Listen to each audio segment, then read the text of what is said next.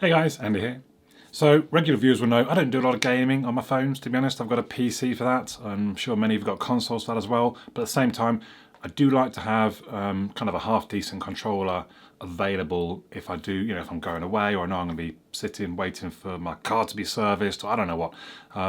So I was quite interested when Gamesir said, did I want to try their X2 Type-C controller? So that's what we're taking a look at today.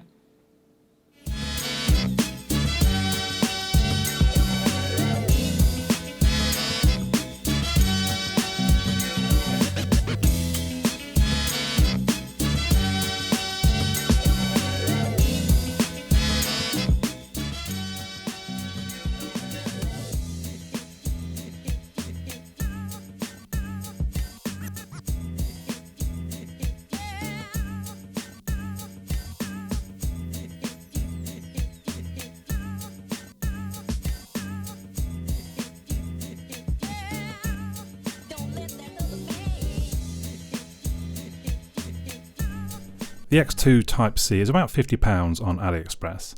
On the Gamesir website, it lists the patented pivoting USB-C socket as one of the sort of strong selling points. And you might think it's a bit of a gimmick, but actually I think it's quite handy. Instead of having to stretch the device out to lay your phone flat on the base to then be able to plug it in, you can kind of plug it in and then stretch the device out for it to sit down. This also means there's no input lag, and it says on their website as well, born for esports, which I didn't realise was a thing on phone gaming just yet, but either way. It extends out quite far. It can cope with devices up to 167mm.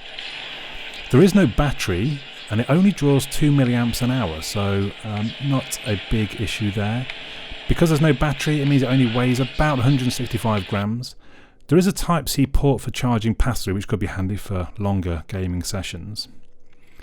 On the Gamesir blog, you can find a list of 250 plus compatible games, which means you don't have to worry about sort of setup and binding keys. You literally just plug your phone in, load the game up, and off it goes. It did seem quite an old list though, with things like Driving School 2016, Deer Hunter 2016, Max Payne Mobile, The King of Fighters 98. Maybe they just haven't updated their list in 4 years. I don't really know. I don't play enough games to have others installed to check and see if they're compatible really. Some of the games are also, they're just broken links. The games are no longer even available. That's how old they are. Non-compatible games, they could be played with a mapper of some kind. I know I've done that with previous gamepads where you will say when I press X then touch this point on the screen. But do remember, some games they just don't want you using a gamepad. So I think PUBG will ban people if it works out they're using a controller with a button mapper.